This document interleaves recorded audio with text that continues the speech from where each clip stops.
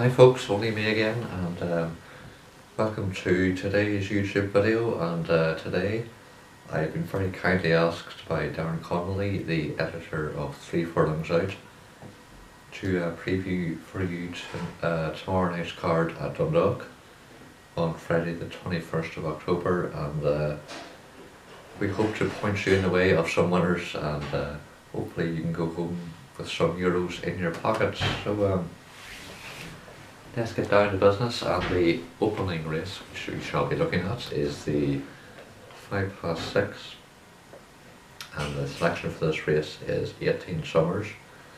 Certainly showed us return to form, went fourth in the same type of contest. Now that goes over slightly further if you're looking for a possible sort of negative maybe for his chances, but certainly the drop and trip shouldn't be a problem, and a bull show is very likely for the top jockey and trainer combination of Wayne Norton and Eddie Lynham, and he's got a very good draw as well. So certainly 18 Summers, and I know Eddie Lynham, he can get a horse ready for Friday night at Dundalk. He really is very good. He's got a very good record at the track now. I went for a slightly different pick, possibly if looking maybe for a horse that's going to finish second or third, and my tip for that would be Elusive in Paris. He's been running very consistently over 12 furlongs, and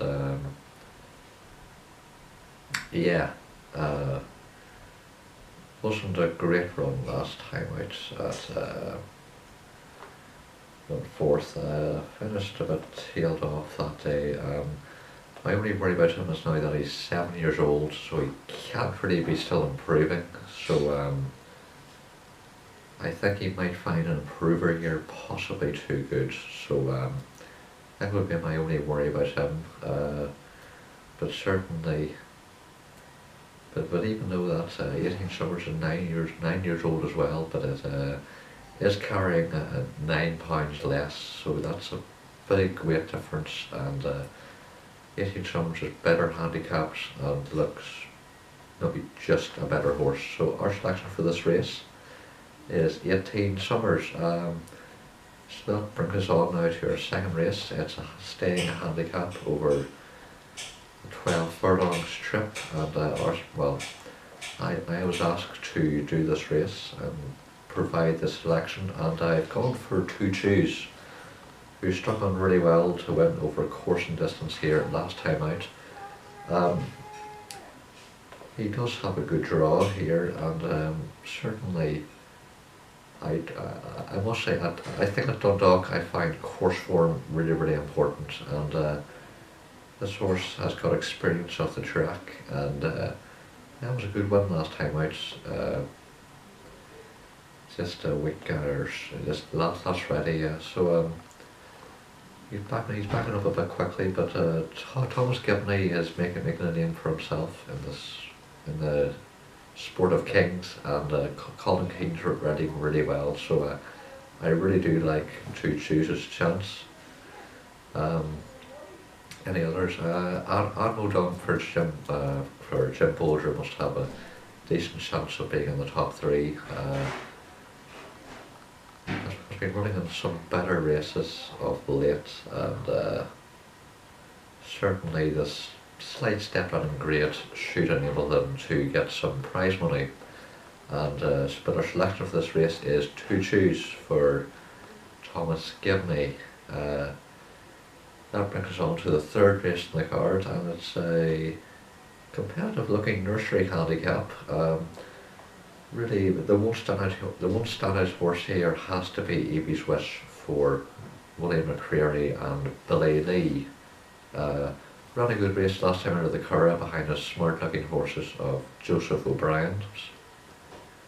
That was 1, 2, 3 and a bit weeks ago, and certainly Evie's Wish has good form figures of 4, 5, 4. And this doesn't look like as hot, or she's been running in better races so far in her career, and this should really be a good opportunity. she's very unexposed at this level as well, so she will take all the beating, I'm sure. In other words, if Dennis Hogan could get Grayson Devine back into the same form he was in June, July, and he'd be with a chance for sure. Back-to-back wins. Last time I thought it all went wrong at soft ground at Navan under a big weight, and that just didn't suit him at all, really. He's also the top weight here, and but yes, Evie's Wit, I expect her to lead them home in the 7:05, the nursery handicap, which brings us on now to the biggest race on the cards, and it's a pretty good looking listed race, Mercury Stakes.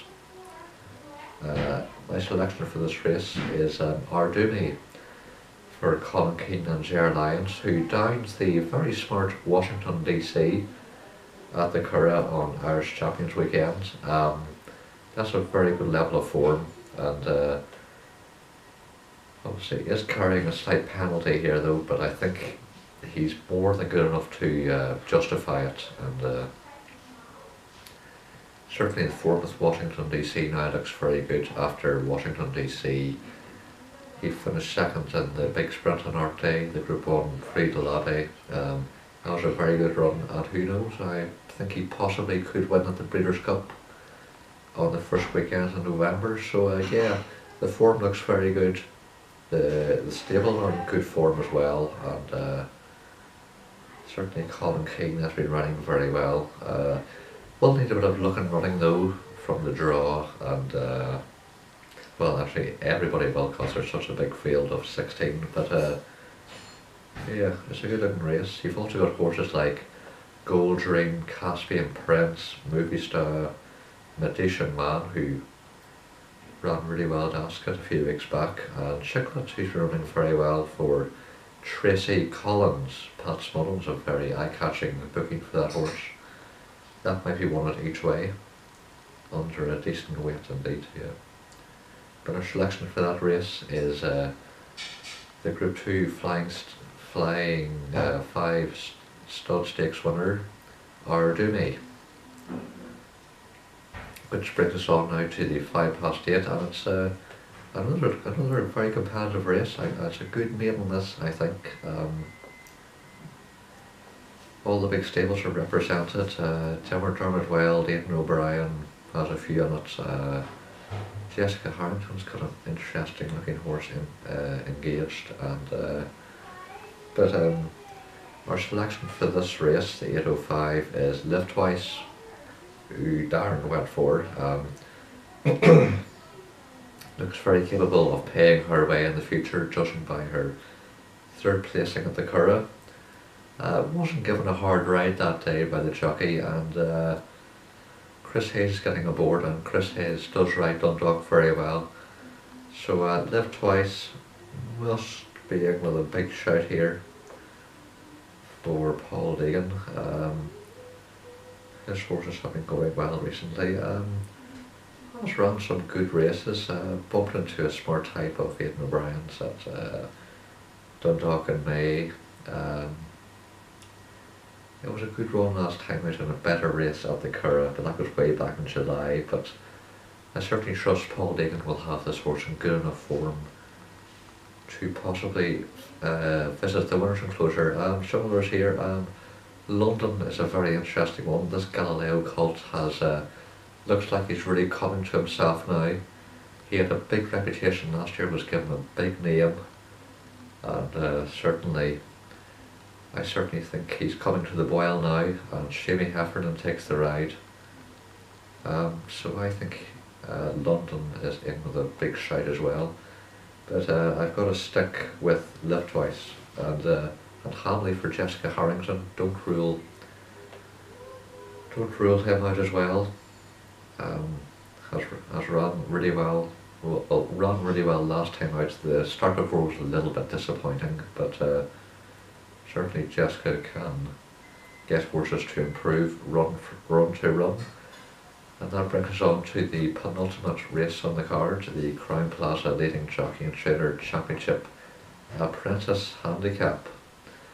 and we went for our selection for this race, which I chose was Red Dot Express. Good run last time out over course and distance. Seems to enjoy the polytrack surface. Yeah, as I said, it was a good run out last time. We ended up winning. Good jockey on board as well. So yeah, Conor McGovern, he's one to watch for me.